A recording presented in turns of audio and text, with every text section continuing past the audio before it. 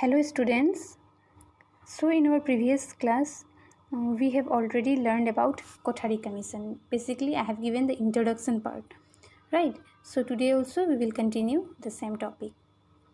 So as you know, the other name of Kothari Commission is National Education Commission, and basically the main objective of establishing this commission was to evaluate the different stages of education and also to evolve a national system of education, right?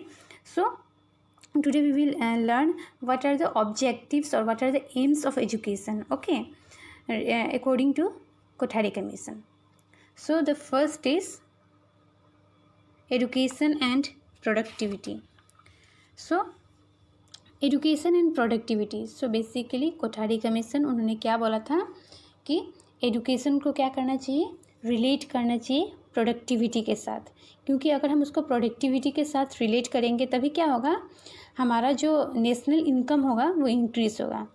Like कैसे, जैसे कि after receiving education, हम education receive करेंगे, उसके बाद हम कुछ skill सीखेंगे, स्किल सीखने के बाद हमको अच्छा जॉब मिलेगा, देन डेफिनेटली हमारा इनकम इंक्रीज़ होगा और टू सम एक्सटेंट हमारा इंडिया का नेशनल जो इनकम है वो भी इंक्रीज़ होगा. ओके, सो इसके लिए उन्होंने क्या बोला था कि स्टडी ऑफ साइंस का स्टडी करना बहुत इम्पोर्टेंट पार्ट बनाना है स्कूल एजुकेशन का, और यूनिवर्सिटी स्टेजेस में भी साइंस के बारे में स्टडी करने के लिए स्टूडेंट्स को एनकरेज करना है. Okay, and at the same time उन्होंने क्या बोला था, वर्क एक्सपीरियंस के बारे में बोला था. वर्क एक्सपीरियंस होना चाहिए. Apart from this technology and industrialisation होना चाहिए, और कैसे हम साइंस को अप्लाई करेंगे, और जैसे कि प्रोडक्टिव प्रोसेस और एग्रीकल्चर होना चाहिए. तो बेसिकली उन्होंने ये बोला था कि सेकेंडरी एजुकेशन में क्या करना चाहिए, सेकेंडरी स्टेज में बेसिकली एजुकेशन को वोकेशनलाइज्ड करना चाहिए, मतलब एलोंग विथ थ्योरेटिकल नॉलेज कुछ ऐसे मतलब सब्जेक्ट्स या फिर कुछ ऐसे सब्जेक्ट्स देने चाहिए जिससे क्या हो, स्टूडेंट्स का स्किल्स डेवलप हो. लाइक एग्रीकल्चर उसमें हो सकता है, इंडस्ट्रियलाइजेशन हो सकता है, साइंस के बारे में हम नॉलेज दे सकते हैं, वर्क एक्सपीरियंस के बारे में हम उनको बता सकते हैं, ताकि वो लोग क्या कर सके आफ्टर कंप्लीटिंग सेकेंडरी एजुकेशन वो इतना कैपेबल हो जाए स्टूडेंट कि वो लोग खुद से अर्न कर सके, मतलब they will be self dependent. Okay, so basically इन्होंने यही बोला था कि प्रोडक्टिविटी के साथ एजुकेशन को रिलेट करने के लिए. Okay, so this is about first point, it is education and productivity. Okay, next point is social and national integration. So social and national integration is a major problem which our country is facing today. तो ये क्या है, social और national integration क्या है, एक major problem है जो हमारा कंट्री क्या कर रहे हैं, फेस कर रहे हैं. और इससे हम मतलब वन ऑफ द वीपन्स क्या है, जो भी हमारे सोसाइटी में जो भी ईवल प्रैक्टिसेस होता है, डिमोनिक फोर्सेस होता है, तो उसको हम कैसे रिमूव कर सकते हैं from our society, from our country. For example, जैसे कि विल फाइंड कहीं कहीं एरिया में क्या होता है, बहुत ज़्यादा इनइक्वलिटी होता है in terms of caste, class या फिर जेंडर. अपार्ट फ्रॉम दिस और क्या होता है, जैसे कि डाउरी सिस्टम होता है, और बहुत ज़्यादा इनइक्वलिटीज़ होता है इन सोसाइटी में. तो इसको हम कैसे हटा सकते हैं, जब लोग एजुकेटेड होंगे, इफ़ दे नो कि क्या राइट है क्या रॉन्ग है, और उसके बारे में उनको अच्छा से पता होगा, तो क्या कर सकते हैं, तभी वो रिमूव कर सकते हैं हम सोसाइटी से ये सब इवल फोर्सेस को. ओके, तब क्या होगा, हमारा कंट्री एक स्ट्रॉन्ग और यूनाइटेड कंट्री बन पाएगा. Okay, and to meet this objective the commission has suggested for the establishment of common schools. तो इस ऑब्जेक्टिव को मीट करने के लिए कमीशन ने क्या बोला है, सजेस्ट किया है कि कॉमन स्कूल्स को एस्टेब्लिश करने के लिए कॉमन स्कूल्स बनाया जाए. किसके लिए, for the general education.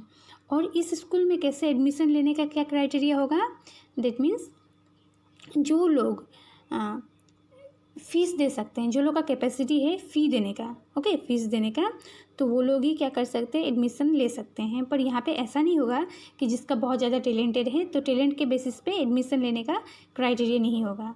Okay, so fees देने, जो लोग फ़ीस दे सकता है तो वो लोग ही एडमिशन ले सकता है। तो this will be the criteria. Okay, और कमीशन और किस चीज़ में स्ट्रेस ज़्यादा दिया था इस कमीशन ने? बेसिकली बोला था introduction of compulsory social national service. तो एवरी लेवल, हर लेवल में, जैसे प्राइमरी हो, सेकेंडरी हो, हर लेवल में क्या करना पड़ेगा?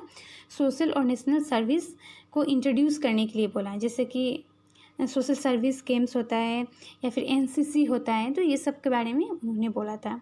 ओके, और उन्होंने क्या बोला था? लैंग्वेज पॉलिसीज़ के बारे में भी बोला था। क्यों? बिकॉज लैंग्वेज ही हमारा क्या करेगा? हेल्प करेगा नेशनल इंटीग्रेशन में। बिकॉज हम कैसे कम्युनिकेट करते हैं with other people with the help of languages. तो इन्होंने लैंग्वेज पॉलिसीज़ के बारे में भी बताया था। Okay, so this is basically about point number 2, that is social and national integration. Okay, so the next point is education and modernization. So education and modernization, in general, the meaning of modernization is what? It is a process of adapting modern needs or habits. ये क्या है? एक process है adapt करने के लिए modern needs और habits को। Okay, so as we know, हम आजकल का हमारा जो प्रेजेंट लाइफ और सोसाइटी क्या है? ये एक डायनेमिक है। दैट मीन्स चेंज होते रहता है with the passage of time. हमारा सोसाइटी चेंज होता है, राइट, और हमारा नीड्स चेंज होता है, हमारा थिंकिंग चेंज होता है टाइम के साथ साथ। तो यहाँ पे क्या बोला गया है? इन मॉडर्न सोसाइटी, तो मॉडर्न सोसाइटी में क्या होता है? नॉलेज जो होता है हमारा, वो क्या होता है? बहुत जल्दी चेंज होता है, मतलब एट ए फर्स्ट रेट। ओके, और ये ज़्यादातर क्या होता है? इट इज़ एडवांसिंग, और ये बहुत ज़्यादा एडवांस हो रहा है। ओके, और मेनली क्यों हो रहा है? Because of the adaptation of science based technology. तो साइंस टेक्नोलॉजी का एडवांसमेंट की वजह से हमारा जो नॉलेज क्या हो रहा है? और ज़्यादा जल्दी फास्टर रेट में चेंज हो रहा है, डेवलप हो रहा है। ओके, तो यहाँ पे क्या होना चाहिए? Education must keep pace with this advancement. तो एजुकेशन को क्या होना चाहिए? इसके साथ साथ पेस अच्छा से रखना चाहिए। ओके, इस एडवांसमेंट के साथ साथ चलना चाहिए। क्यों? क्योंकि अगर फेल हो जाएंगे हम, तो क्या होंगे? हमारे लाइफ में it will be difficult to deal करने में, या फिर जो भी चैलेंजेस आएगा उससे मतलब हमको लाइफ में प्रॉब्लम हो सकता है। ओके, तो इसीलिए इस कमीशन ने कुछ सजेशन दिया था रिगार्डिंग एजुकेशन एंड मॉडर्नाइजेशन। तो जैसे कि फॉर एग्जांपल अभी क्या है? ज़्यादातर वी प्रीफर ऑनलाइन क्लासेस, या फिर बिकॉज ऑफ दिस सिचुएशन हम ज़्यादातर क्या कर रहे हैं? ऑनलाइन क्लासेस ले रहे हैं। We are using ICT, right. तो यहाँ पे क्या है? जैसे कि पहले ट्रेडिशनल मेथड ज़्यादा यूज़ होता था, like lecture explanation in the classroom. So this is very essential. But अभी टाइम के साथ साथ हमको क्या होना चाहिए? नॉलेज भी होना चाहिए, कैसे हम टेक्नोलॉजी को यूज़ करेंगे, कैसे हम ICT को यूज़ करेंगे, राइट। तो अगर हम नहीं कर पाएंगे तो हमारे लिए क्या होगा? It will be very difficult to cope up, बहुत प्रॉब्लम फेस कर सकते हैं। ओके, तो इसीलिए टीचर को भी क्या करना चाहिए? हमेशा with the passage of time अपना knowledge, limited stock of knowledge जो है उसको क्या करना चाहिए? उसको उतना तक ही सीमित नहीं रखना चाहिए, उसको हमेशा अपने आप को अपग्रेड करना चाहिए। ओके, और क्या करना चाहिए? टाइम के साथ साथ उसको अपना मेथड ऑफ टीचिंग में चेंजेस लाना चाहिए, न्यू टेक्निक्स को एडप्ट करना चाहिए ताकि टीचिंग और बेटर बना पाए, और खुद में भी चेंजेस लाना चाहिए ताकि जितना भी करके वो एजुकेशन को इफ़ेक्टिव बना पाए और टीचिंग लर्निंग प्रोसेस को और ज़्यादा बेटर बना पाए। तो इसके बारे में इन्होंने बोला है। और उन्होंने क्या बोला है? बेसिकली इस कमीशन ने क्या रिकमेंडेशन दिया है कि education must be so oriented that the educated society में रिस्पॉन्ड अप्रोप्रिएटली। तो एजुकेशन ऐसा टाइप से होना चाहिए ताकि लोग क्या कर सके? उसको अच्छा वे से रिस्पॉन्ड कर पाए। दैट मीन्स जो भी न्यू चैलेंजेस जो फेस करते हैं उसको अच्छा से कोप अप कर पाए, उससे अच्छा से डील कर पाए। ओके, और the next is quick expansion of secondary और हायर एजुकेशन। और हायर एजुकेशन और सेकेंडरी एजुकेशन को क्विक एक्सपांड करना है। तो this is about the third point, that is education and modernisation.